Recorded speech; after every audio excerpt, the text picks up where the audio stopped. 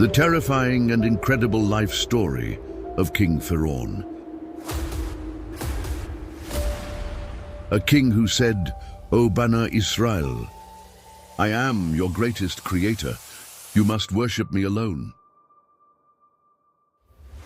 A king whose body has amazingly stayed untouched for 3,000 years.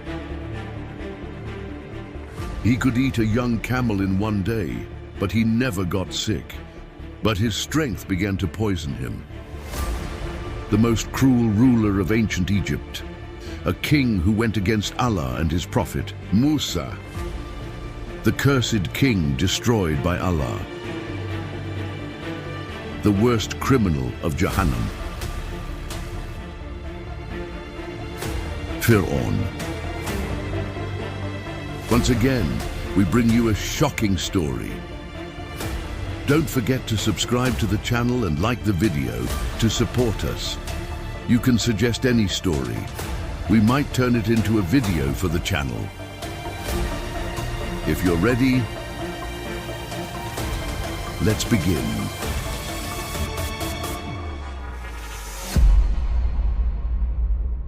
Firaun is mentioned 74 times in the Qur'an, mostly in connection with oppression and arrogance.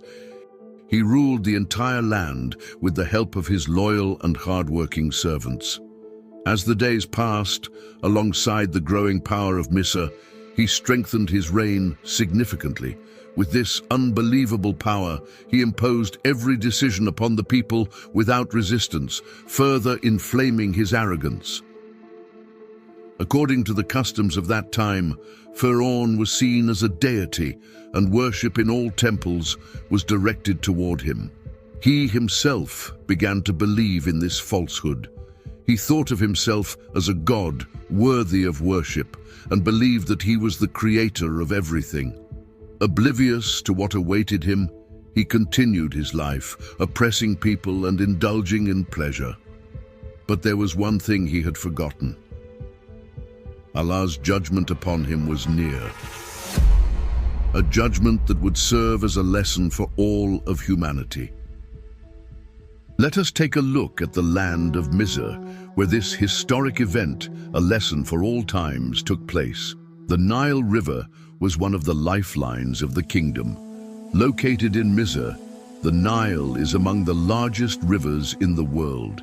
It is known for almost never drying up, even in summer, and for its immense length. The river enriched the soil with minerals, making it fertile. Bringing water to the dry desert lands, the Nile transformed the area into a region abundant in crops. Misr flourished and continued to grow. With livestock farming and maritime trade, the kingdom expanded its economic wealth even further. While Firaun lived in his palace, the people, especially the slaves, worked relentlessly to maintain this system. During the time of Firaun, slaves were responsible for all the hard labor, from agricultural work to construction. At one point, Yusuf alayhi salam had served as a vizier in Misr and had introduced the belief in Tawhid, the oneness of Allah. However, after his passing, Misr gradually reverted to its old pagan beliefs. Out of revenge, the Bana Israel, the people of Yusuf alayhi salam, were enslaved and subjected to great suffering. Firaun had advisors who helped him rule the kingdom. Among them were Qur'an and Haman. Qur'an had gone astray due to his wealth and arrogance, while Haman was known for following the wrong path for his own interests. The rapid increase in the male population of Bana Israel due to frequent births encouraged Firaun to carry out a cruel plan. His advisors supported and emboldened him in this decision. Firaun feared that, in case of war, Bana Israel might gain power and overthrow his rule. This fear led him to order the killing of all newborn male infants. A dream deeply disturbed Firaun and pushed him toward this horrific decision. According to a narration from Abdullah ibn Abbas and Abdullah ibn Mas'ud, Firaun dreamed of a fire rising from the direction of Quds, burning everything except Banu Israel. Upon waking, he consulted dream interpreters, fortune tellers, and sorcerers. They interpreted the dream as a warning that a child from Banu Israel would cause the downfall of his kingdom. As a result, Firaun ordered the mass execution of all newborn male children from Banu Israel. Musa alayhi salam was a descendant of Yaqub alayhi salam and was born in Misr. His father was Imran and his brother was Harun alayhi salam. At birth, a radiant light shone from the blessed forehead of Musa alayhi salam. Witnessing this, the midwife who delivered him was struck with awe and admiration. Musa alayhi salam is the most frequently mentioned prophet in the Qur'an. His name appears in 34 surahs, across 131 ayat, and in 136 places. When considering indirect references to him, the number of verses reaches 502. Musa alayhi salam was a strong, powerful, and large-built man. He had straight hair, a broad physique, and was known most for his noble character, purity, and modesty. With Firaun's command, soldiers set out to carry out the execution orders. Musa alayhi salam's mother was helpless against the cruel men who sought to kill her newborn son. There was nothing she could do except turn to Allah with a sincere prayer. She knew that only Allah could save her and her child from this disaster. At that moment, Allah inspired her with divine guidance, which is described in the Qur'an as follows: "Nurse him, but if you fear for his safety, cast him into the river. Do not be afraid or sad, for we will return him to you and make him one of our prophets." With this inspiration, the heart of Musa alayhi salam's mother was filled with peace. She fed her child one last time as the soldiers approached their home. Without hesitation, she placed her beloved son in a small cradle and set it afloat on the Nile, completely trusting in Allah. Allah would honor her trust with a beautiful reward. She would not only be reunited with her son, but also become the mother of a prophet. Meanwhile, Musa alayhi salam's sister secretly followed the floating cradle as it drifted down the river. The small cradle, carried by the currents, reached the front of Firaun's palace. As the cradle floated down the river, our mother Asiya, the wife of Firaun, noticed it. She was a woman of deep faith who endured immense suffering under the tyranny of Pharaoh. Asiya is one of the 4 most virtuous women of Jannah. When she approached the cradle and lifted the cover, she was astonished. Inside lay a beautiful baby with a radiant face, unaware of everything happening around him. At that moment, her heart filled with peace and love. The child was so endearing that it felt as if his love traveled straight into her heart. With her noble character and wisdom, she immediately went to her husband, Firaun. She told him that she loved this child and asked him not to harm him. This moment is described in the Qur'an as follows: Firaun's wife said, "He will be a comfort to my eyes and yours. Do not kill him. Perhaps he will benefit us, or we may adopt him as our son." But they did not realize what was to come. By Allah's wisdom, Firaun remained calm and agreed. With this, Musa alayhi salam began to grow up in the palace. Despite all the obstacles, by Allah's will, the baby ended up in the very palace of the one who had ordered the execution of all male infants. As time passed, a new problem arose. The baby refused to nurse from any wet nurse. Meanwhile, Musa alayhi salam's sister had been secretly following the cradle and quickly stepped in. She approached the guards and said, "There is a woman I know who may be able to nurse him." She was referring to his real mother. This event is described in the Qur'an. And the mother of Musa said to his sister, "Follow him." So she watched him from a distance while they were unaware. We had already forbidden him from nursing from any woman, so his sister said, "Shall I direct you to a family who will care for him for you and treat him well?" Thus, they accepted her offer. After rejecting many wet nurses, baby Musa accepted the milk of his own mother. Unaware of this truth, our mother Asiya rejoiced that the child had finally found someone to nurse from. By Allah's decree, Musa alayhi salam grew up in Firaun's palace under the care of his real mother. Firaun's vizier Haman became suspicious. "Is this child truly yours?" he asked. "He refuses to nurse from any other woman but you." To dispel doubt, Musa alayhi salam's mother cleverly responded, "For some reason, all children love me, and I love them." Her words convinced Haman, and she was even given a salary and gold for nursing the child. This was one of Allah's great blessings. Allah describes this moment in the Qur'an. "Had we not strengthened the heart of his mother, she would have revealed the secret, but we did so that she would be among those who believe in our promise." One day, while growing up in the palace, an extraordinary event occurred. Firaun held baby Musa in his arms, but suddenly Musa pulled on Firaun's beard and slapped him. Firaun was shocked and frightened. "This is the enemy I have been waiting for," he exclaimed. Even as a child, Musa alayhi salam unsettled Firaun. Our mother Asiya immediately intervened and said, "He is just a child. He does not know what he is doing. If you wish, test him. Place a bowl of jewels and a bowl of burning coal before him. If he chooses the jewels, he is intelligent. If he chooses the fire, he is just a baby." Firaun agreed.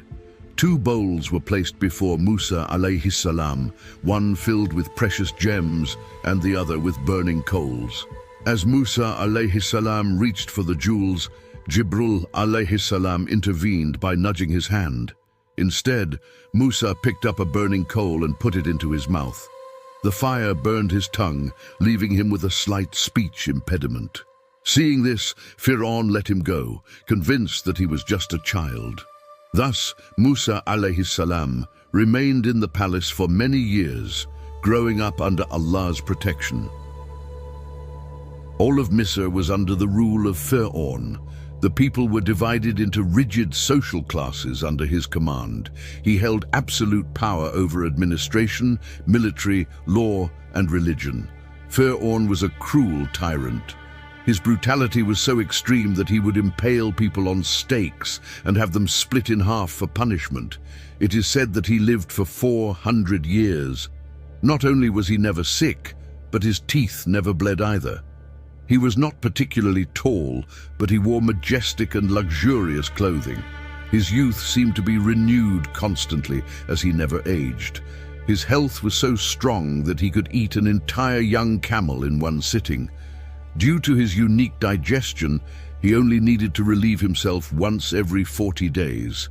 In the Qur'an, the title Firaun refers specifically to the king of Misr during the time of Musa alayhi salam. In contrast, during the time of Yusuf alayhi salam, the rulers were referred to as Rab or Malik instead of Firaun. Firaun is described as a proud and arrogant ruler who, like Qarun, became filled with vanity and even claimed divinity. He oppressed the weak, looked down on his people, and turned his back on the truth. His complete control over every aspect of the kingdom further inflated his arrogance. One of Firaun's men, Fatun, was a cruel baker from the Kiptrez. One day, he was seen beating a man from Banu Israel named Samir. Samir called out to Musa alayhi salam for help. Musa intervened, pushing Fatun aside and striking him. However, with just a single blow, Fatun fell to the ground and died. Musa alayhi salam was deeply saddened. He had no intention of killing him. His only goal was to protect Samir. In his sorrow, he turned to Allah in repentance, seeking forgiveness. The Qur'an describes this moment as follows. Musa entered the city unnoticed by its people. He found 2 men fighting, one from his own people and the other from his enemies. The one from his people asked for his help against the enemy. Musa struck the man and caused his death. He then said, "This is the work of Shaitan. Indeed, he is a clear enemy who misleads. At the time, Musa alayhi salam had been calling people to the oneness of Allah, which angered the Qibtis. This is why he entered the city at a time when most people had retreated to their homes. When Musa alayhi salam said, "This is the work of Shaitan," he was not referring to his own action, but rather to the crime of the Qibtir man, who had already deserved punishment. Still, since he had not been commanded by Allah to kill him, he repented for his unintended action. "O my Rabb, I have wronged myself. Forgive me." Allah forgave him, for he is the most forgiving, the most merciful. Musa alayhi salam then made a promise. "By the favor my Rabb has granted me, I will never support criminals or those who lead others to sin." The Qibtis complained to Firaun, demanding that the murderer of Firaun be found. Firaun asked for witnesses, but no one could present any. Failing to identify the killer, Firaun left the city.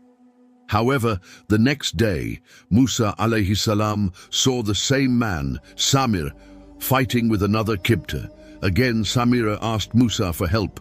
Musa, feeling uneasy, said, "You are truly a troublemaker."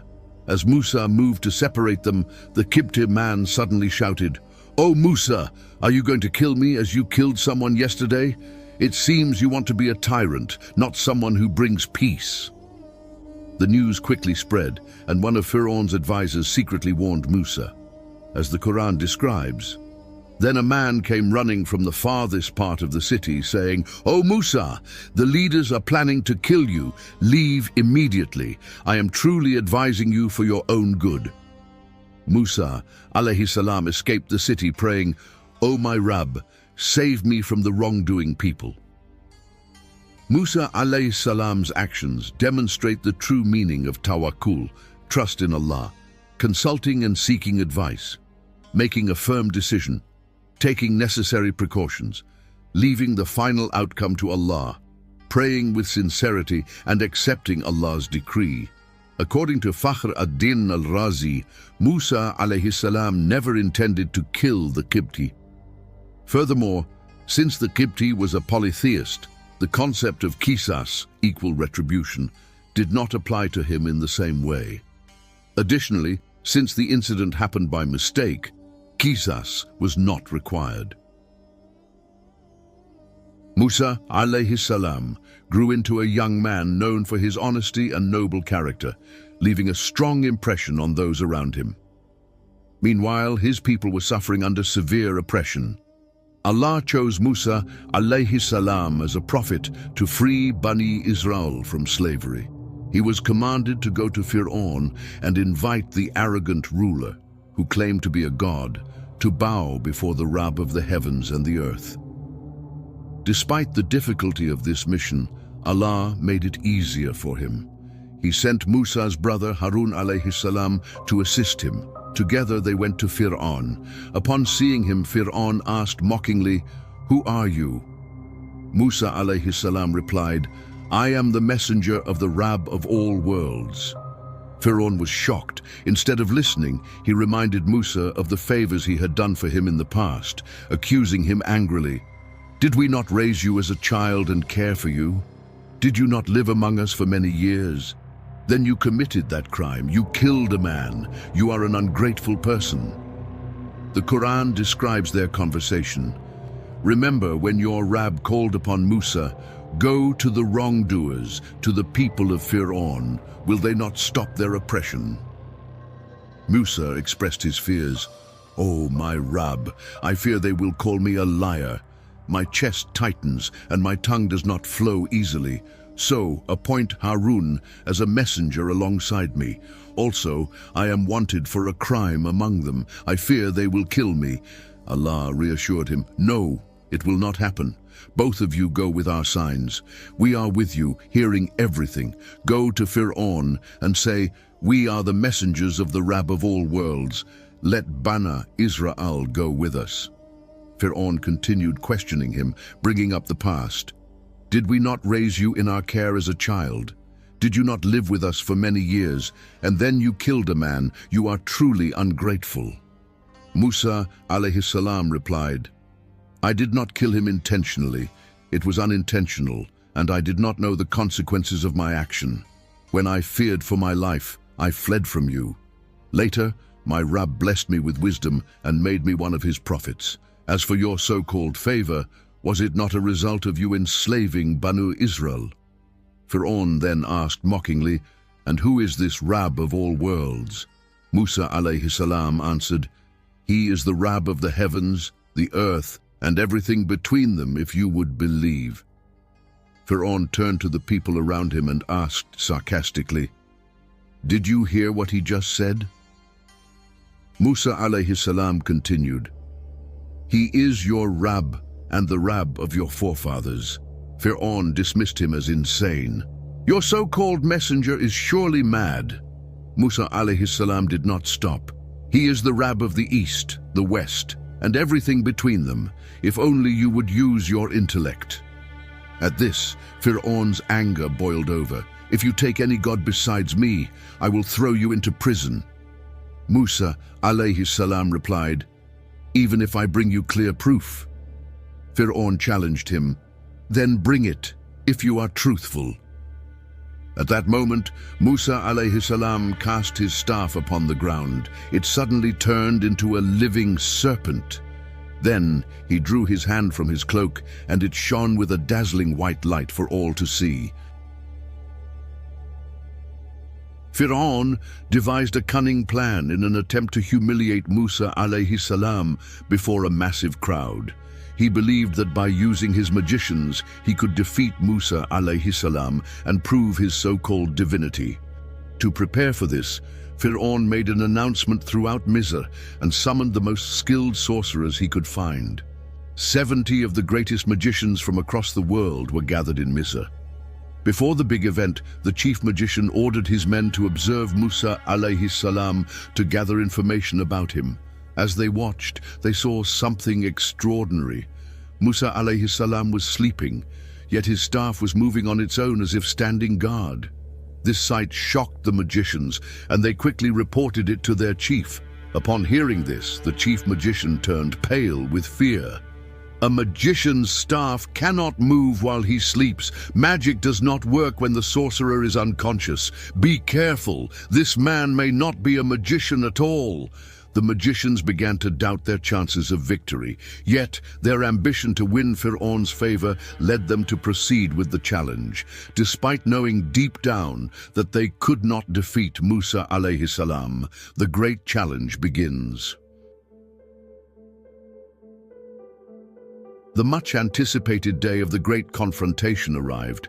Firaun gathered hundreds of thousands of people in a vast open space.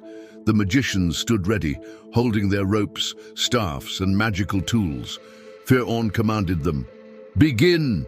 Defeat Musa." The magicians threw their ropes and staffs onto the ground, and suddenly they appeared to transform into slithering serpents. Seeing this, Firaun was overjoyed. For a moment, Musa alayhi salam felt uneasy at the sight of the moving objects. But then Allah strengthened his heart and commanded him, "Throw down what is in your right hand." Musa alayhi salam obeyed. As soon as he cast his staff onto the ground, it transformed into a mighty serpent, so massive that it covered the entire field. It devoured everything the magicians had created. The entire arena fell into silence. Firaun was horrified. While the magicians were overwhelmed with shock, they immediately recognized that what they had just witnessed was not magic. It was a divine miracle from Allah. They fell to their knees and cried out together, "We believe in the Rabb of Musa and Harun, Firaun's wrath." Firaun was enraged at what had just happened. "How dare you believe in him without my permission?" he roared. In his fury, he threatened them. "I will cut off your hands and feet on opposite sides. Then I will crucify all of you." Yet the magicians did not waver. They stood firm in their faith and fearlessly responded, "You are only punishing us because we believed in our Rabb when the truth came to us. O our Rab, pour patience upon us and take our souls as believers. Thus they embraced martyrdom, sacrificing their lives for their faith. Firaun's tyranny grows. Seeing that his threats had failed, Firaun turned to his officials. They asked him, "Will you allow Musa and his people to cause disorder in the land? Will you let them abandon you and your gods?" Firaun reassured them, "Do not worry. We will kill all their sons and keep their daughters alive to serve us. We are far stronger than them and will crush them under our rule." Hearing this, Banu Israel complained to Musa, alayhi salam, "We were oppressed before you came, and we are still being tortured now." Musa alayhi salam comforted them, "Perhaps your Rabb will soon destroy your enemies and make you rulers of the land. Then he will see how you act." Regardless of what Firaun plotted, Allah's decree was certain. Even though most of Banu Israel feared Firaun's cruelty, a small group of them sincerely believed in Musa alayhi salam. This was because Firaun was a ruthless tyrant who ruled with terror and oppression. Musa alayhi salam urged his people, "O my people, if you truly believe in Allah and submit to Him, then place your trust in Him alone." They responded, "We trust only in Allah. O our Rabb, do not let us fall under the oppression of these wrongdoers. Save us through your mercy from these disbelievers." Allah's command to Musa alayhi salam. Allah revealed a command to Musa and Harun alayhi salam. "Prepare homes for your people in Misra. Make your homes places of worship and establish your prayers. Give glad tidings to the believers." Musa alayhi salam then made a powerful dua, saying, "O my Rabb, you have given Firaun and his people wealth and splendor in this worldly life. Is this so they can lead people astray from your path? O my Rabb, take away their wealth and harden their hearts, so they will not believe until they see the painful punishment." Allah answered, "Your prayers have been accepted. So remain steadfast and do not follow the ways of the ignorant." Firaun's stubbornness led to a series of devastating calamities that shook the very foundations of his empire. Due to his defiance against Allah's messenger, Firaun and his people suffered from years of drought and famine. Then Allah sent upon them a flood, locusts, pests, frogs, and blood as a punishment. This is clearly stated in the Qur'an. "So we sent upon them the flood, locusts, lice, frogs, and blood as distinct signs, but they remained arrogant and were a wicked people." Al-Araf 7:133. These punishments were terrifying and unlike anything they had ever seen before. For years, drought destroyed the lush green lands of Misr. Then, a massive storm approached. The Nile River had overflowed in the past, but this was no ordinary flood. The ground, having lost its ability to absorb water, failed to contain the heavy rains, causing massive floods. For days, the rain continued without stopping. No one could leave their homes, and the overflowing Nile wiped out houses, crops, and livestock. In desperation, Firaun's men went to Musa alayhi salam, begging him, "Pray to your Rabb to remove this disaster from us, and we will believe in you." Musa alayhi salam prayed, and by Allah's mercy, the flood came to an end. However, Firaun and his people broke their promise once again. The locust plague. After the flood, the people of Misr did not fulfill their pledge and continued in disbelief. The heavy rains and floods had created the perfect conditions for locusts to breed.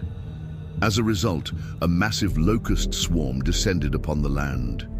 This merciless swarm ravaged their crops and destroyed their food supply. Empty fields and starvation became the price for Firaun's arrogance.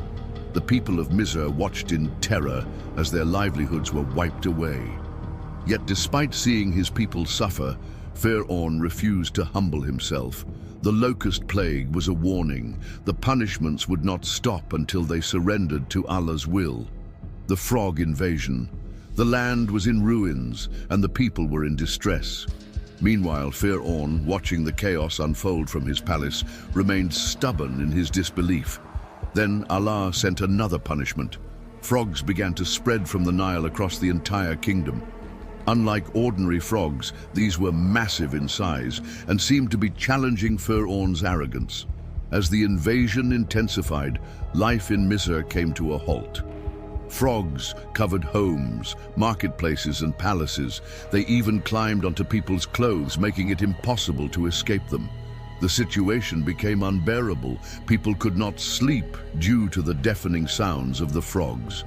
Witnessing this terrifying ordeal, many began to lose faith in Firaun. But once again, instead of repenting, they went to Musa alayhi salam and pleaded, "O Musa, pray to your Rabb for us, as he has promised you. If he removes this punishment, we will surely believe in you and allow Bani Israel to leave with you." Yet, after every disaster was lifted, Firaun and his people returned to their arrogance. They failed to take heed, and more punishments awaited them. Day by day, the number of believers increased, but they needed to escape the tyranny of Firaun. It was a difficult decision, but for the sake of leaving behind a faithful generation, Musa alayhi salam and his people decided to flee from Misr. Firaun and his army soon realized what was happening and immediately set out to chase them. It was a dangerous journey between life and death, but their unshakable faith in Allah gave them the strength to move forward. When they reached the Red Sea, Firaun and his army had caught up with them. Before them was the vast sea, impossible to cross, and behind them was the ruthless Firaun and his army. Musa alayhi salam, in desperation, turned to Allah in prayer. Then Allah commanded him to strike the sea with his staff. As soon as Musa alayhi salam obeyed, the sea miraculously split in two, creating a clear pathway for them to cross. The Bani Israel, witnessing this incredible miracle, crossed safely to the other side. Even after witnessing this sign, Firaun's arrogance remained. Instead of humbling himself, he ordered his army to follow through the parted sea. But as Firaun and his men moved forward, Allah commanded the waters to return. The mighty waves came crashing down upon them, swallowing Firaun and his army whole. Firaun's last moments and his belated faith. Firaun and his army were now wiped from history. The Qur'an describes this moment. And we took Bani Israel across the sea, but Firaun and his army pursued them with oppression and hostility, until when he was drowning he said, "I believe that there is no God except the one whom Bani Israel believe in, and I am of those who submit." Yunus 10:90. As he was about to drown, Firaun finally admitted his helplessness, but his faith came too late. Since he had spent his entire life rejecting Allah, his last-minute belief was not accepted. It was said to him, "Now, but before this, you were rebellious and among the corrupt. Today, we will preserve your body so that you may be a sign for those who come after you." Yet, many people remain heedless of our signs. Yunus 10:91-92. Firaun had spent his life leading his people to destruction, and now he was leading them to the fire. The Qur'an states, "On the day of judgment, Firaun will lead his people forward into the fire. What a terrible destination! They were cursed in this world and will be cursed on the day of judgment. What a wretched fate!" Hud 11:98-99. Firaun allowed his arrogance to destroy him. By denying the creator of all worlds, he claimed to be a false god. But in the end, he and his army were drowned beneath the crashing waves. Meanwhile, Allah saved those who had faith in him. Bani Israel, once oppressed and humiliated, were granted the lands of abundance and blessings. As the Qur'an states, "We made the people who had been oppressed inherit the lands of the east and the west, which we blessed. The good promise of your Rabb was fulfilled for Bani Israel because of their patience, and we destroyed what Firaun and his people had built and all they had established." Al-Araf 7:1-37, a sign for generations to come. In 1881, an English research team made a shocking discovery. While digging near Jabalain, they found a remarkably preserved body, even though it had never been mummified. Tests revealed that the body was over 3,000 years old. It belonged to none other than the arrogant Firaun, who once claimed divinity. His lifeless body remains a powerful reminder of Allah's justice. Even though Allah saved Bani Israel from Firaun's oppression, they later fell into disbelief despite receiving endless blessings. May Allah protect us from arrogance and from being among those who reject the truth for personal gain. This video needs your support to reach more people. Every subscriber helps heal another wounded heart. Don't forget to like, comment, and subscribe. May Allah bless you all. See you in the next video. May Allah protect you.